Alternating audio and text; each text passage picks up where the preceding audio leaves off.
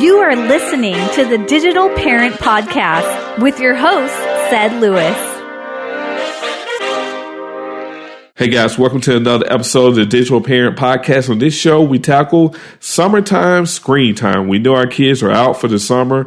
They're going to be spending a lot of time on iPhones, iPads, Xbox, PlayStation 4. They're going to be playing Injustice 2, Overwatch, all of the other exciting games, exciting apps like Roblox, Minecraft, all summer long. In order to deal with this, in order to teach you how to manage the screen time, I have invited my great friend, Denise DeRosa, to give you guys some tips. Denise and I kind of talk about how we can manage screen time in the home and also at camps.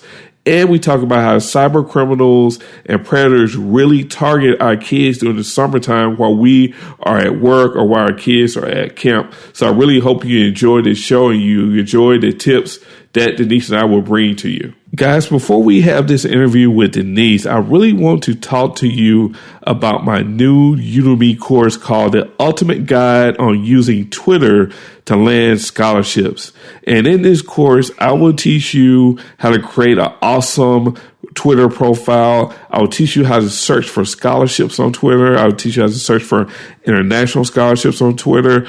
You'll learn how to communicate with college professors, admission officers, and I will teach you how to use apps like TwitterDeck to monitor scholarships that are getting ready to be released in your community so that you can be the first to apply. This is groundbreaking information. There's no course like this in the world. It's the only course that uniquely designed to teach middle school and high school students how to utilize their Twitter profile to land scholarships. And by listening to this podcast, I'm going to give you guys a great discount on how to get this course for very, very low price. That link will be in the show notes. So let's get into our quick interview with Denise DeRosa. Hey, Denise, welcome back to the Digital Parent Podcast. You know, we're so happy whenever you join this podcast, and we're just great to have you back on the show. Oh, thank you. Thank you for having me. I love coming back. I love talking to you. Well, you know, Denise, one of the things that we really want to talk about for a lot of schools, we're getting ready to go into the summer period in the next week or so. And, you know, one of the fears for most parents are, you know, what are our kids going to be doing on the internet while we're at work? You know, we know a lot of parents are going to be sending their kids to summer camps. Some kids are going to be going to summer schools, church camps. But we also know there are going to be some weeks where there are going to be some unsupervised time with kids and laptops and gaming systems. As a parent, you know, how should a parent set up, you know, rules and expectation on internet usage or screen time for the summer? Yeah, you know, I think that you have to establish those rules kind of earlier. So, you know, you have to have some year-round rules for internet usage. And then as the summer approaches, you need to revisit those rules and just reinforce them and talk about them. So, I mean, I think it's that you also have to be practical because, yeah, they are going to have a little bit more free time. So in some cases, I think you need to allow for them to maybe spend a little bit more time doing some things that you would limit due to homework and other school activities. But I think it's about setting the overall boundaries as a parent for tech use. And then as the summer approaches and then during the summertime, you need to reinforce those. Do you advocate any type of like monitoring software during the summertime? Like, you know, one of the reasons I would ask that because, you know, during school, usually the kids at school, so there's limited use of, you know, their devices. When they get home, either they're in some type of maybe pro-social activity. If not, they're doing homework, dinner. So, you know, there's such a small number of hours in the week. You have to kind of worry about kids doing something they shouldn't be doing on the internet, where in the summertime, you don't have that same structure in place. So although the conversation may have been set throughout the year and the expectations are there, should parents do anything a little bit extra during the summertime, or just hope that the good training that is taking place throughout the year will be good enough for the summertime? Well, I think it depends on every individual family situation. I still believe that the emphasis should be on teaching responsible tech use. But yes, monitoring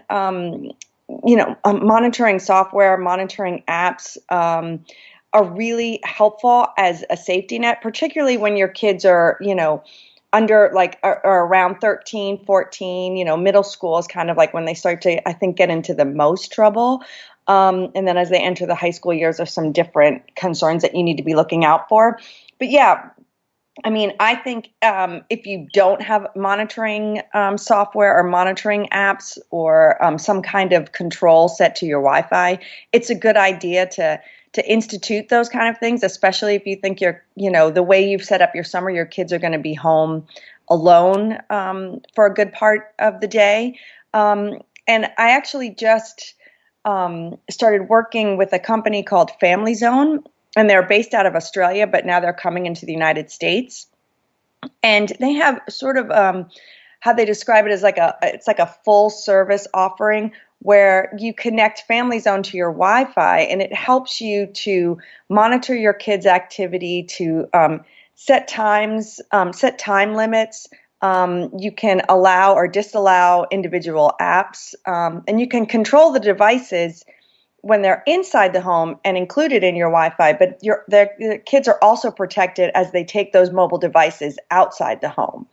So I think that, that is a good solution for a lot of parents.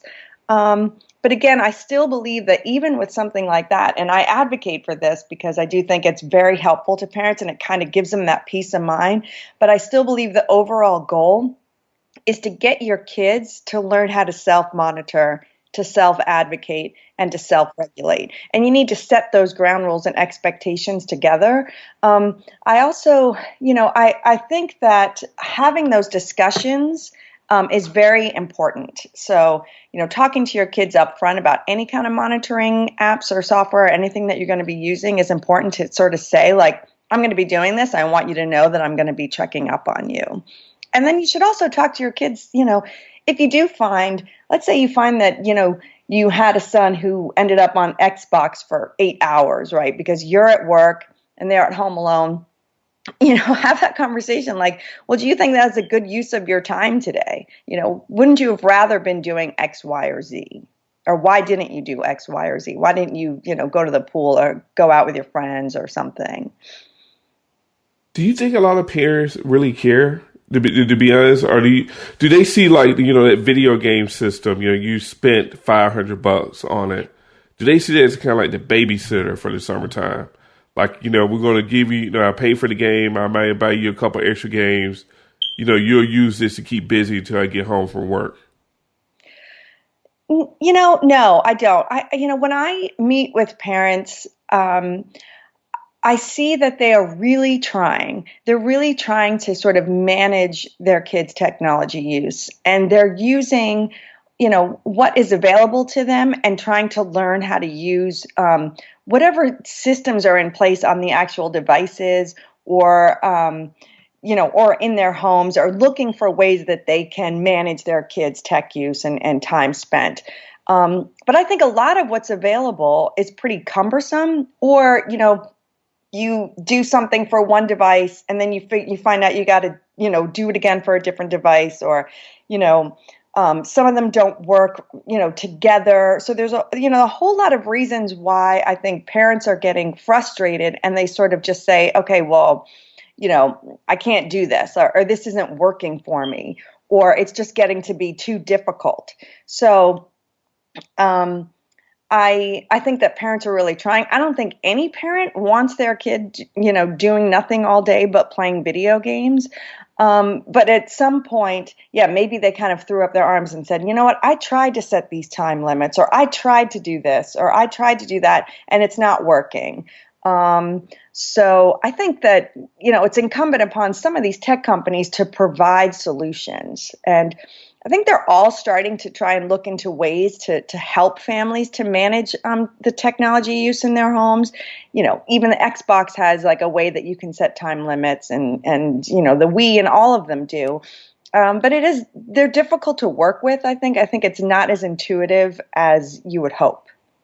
Yeah, that's one of the questions I have about when it comes to video games. It seems like it's better to, have your kid playing on a console game, like you said, like Xbox, Nintendo with the Wii. They put a lot of time into screen time and really trying to help parents keep their kids safe, opposed to a random app on your cell phone or your kid's cell phone where, it could be all sorts of people out there trying to steal information, trying to steal your kids' like GPS location. Like there's just a lot of bad garbage apps that are out there on Google Play Store and the Apple Store that really may not be safe for kids. So it seems like it may be even better for a kid, not necessarily spend their whole day on a game console, but if they're going to play games, it may be safer to play on a console game that you purchase for. That the only thing they're going to do in that game is play and have fun.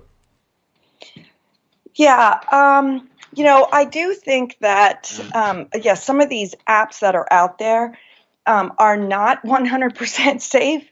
And it is hard for parents because there's so many apps and they're, constantly changing, and kids are getting interested in different games like all the time. So it's literally impossible to keep up. I mean, really what you want to be focusing on is what are the apps that your kids are using, or what are the apps that your, children are interested in. And then look into them and to really try and figure out, is this safe, or what kind of information is being gathered? One of the things I do with parents is I go through the different ways they can set some settings on their devices just to understand, like, for instance, location tracking. And they're, all the apps, like by default, are kind of are gathering as much information as they can. But you need to look into that and figure out, like, does location services or geotagging, does that need to be enabled in order for this app to work for my child or this game to work for my child? And if it doesn't, then turn it off. Right. And I think, Denise, it may be really important for us to take a couple seconds to really explain to parents why apps collect this information. As a parent, you may see apps being free on the Play Store. So, it's free to download. It's not really costing you anything. But if it's not costing you anything, that usually means that your child is the product. In other words, they're looking for your child's GPS location. They're trying to get private information from your kids so they can sell to other companies in order to make a profit. Right, exactly. And you know what? And I talk to that with the parents, but when I speak to kids, I talk to the kids a lot about this because I want them to understand that, you're downloading all these apps and they're free, and you're having this conversation with your parents. Well, why can't I get this? Because it's free. And I ask them, if there's no cost involved, how are these companies making money?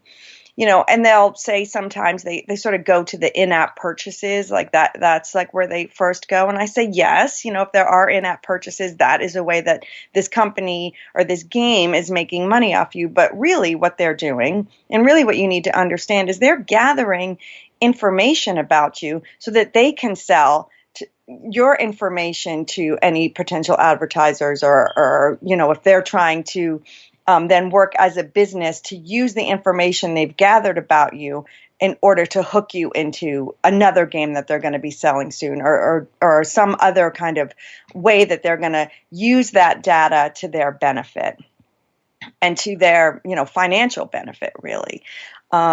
So I think it's important, yes, for the parents to understand this, but it's really important for the kids themselves to understand this, because they do start to get that. Yeah, I think that's a great point, because I know for a fact that the summertime is when cyber criminals really target young kids, especially like middle school kids, elementary school kids, with all sorts of like email schemes, all sorts of bogus apps on the App Store. It may not be Snapchat, maybe Snapchat Deluxe, whatever random name they put behind Snapchat, just to lure kids into the app to download for free, so they can get email addresses, social security numbers, and all sorts of private information. Right. And it's it's something that you want the kids to learn to understand. Because I also in my presentations will talk to the students about advertising and how, they're following their favorite celebrities, or even like their YouTube celebrities or their Instagram stars. And I want them to understand that when those people who they follow on Instagram, or YouTube, or celebrities, particularly those that have a lot of followers, they need to understand that these people are not telling you about their favorite products out of the goodness of their heart. They're getting paid for this, and they need to understand that. And so I think it's about teaching them about just having that critical eye and that critical understanding that, if you are getting something for free, that, there is a cost to you that is involved, whether it's giving up a little bit of information and data about yourself, or, trying to influence you in some way. Right. And I think another concern maybe for parents, and I can't think of the young lady's name, but the girl who just caught Instagram fame, the Catch Me Outside girl, through, doing, cursing, profanity, things of that nature. Is there a concern for parents that not necessarily the kids are going to be looking up dangerous information online, but they may engage in dangerous behavior over the summertime just to maybe catch Instagram fame or to become the next YouTube sensation, because those kids are out there and they've already set the precedent that if I act a fool on social media, I may catch a buzz and I may have TV shows to come after me to offer me a deal. Yeah, I know. That's, I think that's one of those problems that is very hard to address with parents, because, it does look like, all of these kids have become overnight sensations, and they did it pretty easily just by acting goofy or being provocative or saying swears at inappropriate times, or, whatever. It makes it look like, oh, that's easy. Then I can become an internet star by doing something stupid like that, or doing something outrageous, or doing something dangerous. So it is very difficult. So I think, with that's where more of parenting your child to be respectful of themselves, like to have self-respect, and to feel like, is that how you want to sell yourself? Don't you want to showcase your talents and showcase your, your intellect, and showcase all of those things about yourself, rather than sort of the lowest common denominator way to get likes? So I think it's about teaching self-respect as the number one kind of way to prevent things like that. And I think that's a perfect answer. I think, a lot of parents teach self-respect, but they don't tie it into internet usage, and how they, the self-respect you teach them offline has to transfer to online as well, because it's where kids spend a lot of their time now. Yeah, because it's where they're engaging with their peers. And it's, how they're communicating with the outside world. And, and particularly when they're, in middle school, they really need to understand that it's very important for them to keep their online friends to their offline friends. They need to really know who is friending and following them. And they don't need to look outside of their own, of their own community to get the likes and to get the attention, because they're just not at the age where they can handle that. And I think it's important for them to remain safe and to understand that who they're connecting with online is a permanent reflection of who they are. That's an excellent point.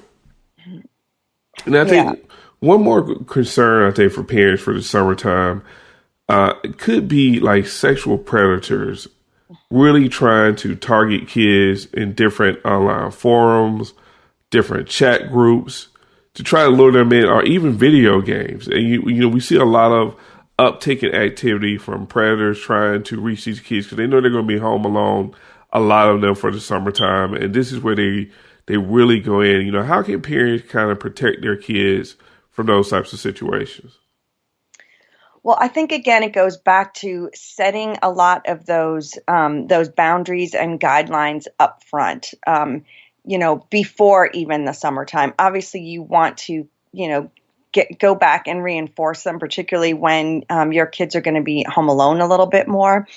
But yes, so one of the other things that I talk to parents about and to the students about is to understand how to first spot someone who's trying to, connect with you who you don't know and who maybe is a little too eager to become, your quote friend. I want to make sure that kids understand that they have the power to block these people. They have the power to report any, if someone is making them uncomfortable. But another really important part of this is that I want parents to understand too that, if your child comes to you with an issue, your first response shouldn't be, okay, well, then you cannot play Xbox anymore. Because then your child is not going to come to you because they're going to say, like, I don't want to tell my mom that this creep was trying to connect with me on Xbox because then she won't let me play Xbox. No, it has to be more, okay, let's find out how to block this person, or let's make sure that we've successfully reported this activity here. Because if your child is in fear of getting their devices taken away, they'll be less likely to have those conversations with you and to say when something has made them uncomfortable or when like a red flag has gone up for them. So you want to make sure that you're giving them that out and you're giving them that ability to come and talk to you and know that you're going to solve the problem and not take away the device. And that's a great point. Because you're right. If you tell a child, I'm going to take away your phone, your game console, then it's going to immediately shut down the lines of communication with that kid. Right. And I'm not saying that, parents shouldn't be able to take these, things away if, let's say the child isn't doing their homework or something like that. There's different reasons for taking, for kids losing some of their access to these things.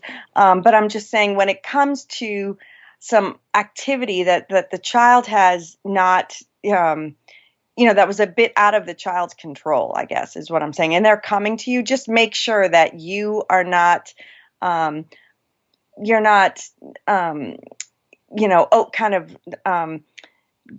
giving them, you're not like taking away the device for something when they came to you. And that's a good thing is for them to feel open enough to come and talk to you about it.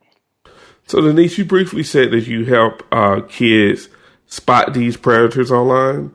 Give me one tip that you tell kids of how to spot a predator.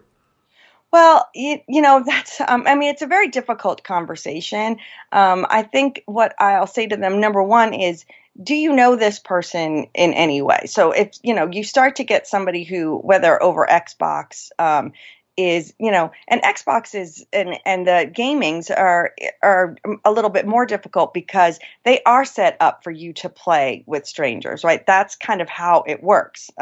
You're going to be able to, allow LeBron James to dunk when you're connecting with somebody, through the Xbox rather than like if you're, just playing Home Alone and not connecting online. Like they have, different kind of strategies and things that you can access if you're connecting the Xbox with others and playing the game with others outside your home. So I think it's about when they start to, kind of want to talk to you too much, or they want to kind of learn too much about you, or, if it's not like your friend that you're connecting with and playing with, and they're trying to, keep that conversation going like a little bit too much, or learning too much about you, or wanting to talk to you a little bit too much, or seeking you out maybe a little bit too much when it's just, you're just playing this game. I think that's one way. And also if you're on something like Instagram or another social media platform, whether it be Snapchat or whatever, and somebody is trying to friend you or to follow you, and you don't know them, and you see that they don't know anybody else in your circle, just that right there should raise a red flag and say, you know what, I don't need this additional attention. And that's a good point, because you see that a lot on Instagram, especially with my kids, where you have these random people or these random quote-unquote kids follow them, don't have any followers. She's like, okay, this could be a potential predator that's trying to infiltrate, your child's peer circle. Yeah. And they're not coming to you and saying, I'm a 50-year-old man from, from California. They're saying, I also play soccer in your county. And, they're trying to find a way to connect with you, or trying to find a way to disguise who they really are. And I think it's just like someone who's really trying a little bit too hard to be too friendly with you. Right. And that's a good telltale sign. Yeah. One last question, Denise. For parents who are looking for that balance this summer, what are some strategies or tips to kind of get their kids to go a little bit more green, to kind of move away from the technology and maybe go outside and experience nature or experience other good things that happen during the summertime? Yeah. I think that's a question for parents globally. I mean, it's just, it's hard. Like, we're all trying to get them to find that balance. I hope that, if you're financially able to, that you can be sending your kids to a pool nearby, or to a camp nearby, or to explore something that they hadn't done before. But for those that can't, maybe, you just want to hopefully have something in your neighborhood or something in your area where kids can gather, whether that be the park, maybe a public pool, maybe the local Y, something for them to engage in. And you have to help them find what it is that they're interested in doing with their time. So if it's not sports, is it painting? Is it learning a language? Is it, something else that kind of keeps their interest up? But then I would say overall for parents too, that they need to set those boundaries and guidelines for, and consequences for acceptable online behavior. You want to kind of teach them right up front that they're not supposed to be sharing personal information on a public platform. They have to be really careful about who they're connecting. And when they're downloading apps or they're looking for games, they have to also be aware of, apps for, 17 plus are, off limits to them. And any social media platforms or any games that don't have safety settings or privacy settings, or something that allows the child to report abuse or to block certain people, you don't want them to be on that either, because then they can't protect themselves. Those are good points. Yeah. So, Denise, where can parents find more information about you and all the services that you provide? So you can go to cybersensible.com. It's CYBER-sensible, SENSIBLE.com. And you can also find me on Twitter at Denise L DeRosa, and Cybersensible is also on Facebook. So Facebook/Cybersensible, all one word. Great, Denise. We're so happy that you're on the show today, and we look forward to bringing you back as always. Oh yes, no, I'm always happy to come back. It's great talking to you. All right, have a good day. All right, thank you. Hey guys, I hope you really enjoyed that podcast episode with Denise. If you want more information from Denise, please go to her new redesigned site, and it looks awesome, called cyber-sensible.com. That's CYBER-SENSIBLE.com, and get more information about Denise. You can actually book her on her site if you want her to come speak at one of your events or at your school. She is awesome. And she also has a lot of great products as well that she is recommending to parents to deal with these issues such as screen time. And once again, if you are interested in sending your kid to college, make sure you go to our show notes and click on our Udemy course entitled The Ultimate Guide of Landing a Scholarship Through Twitter. I give you step-by-step videos, screencasts on how your child can get a scholarship just through their Twitter profile. And make sure you go to iTunes and really rate this podcast, and let us know what you thought about this interview with Denise and about what you're going to do around the summertime when it comes to your child's screen time. Until the next time.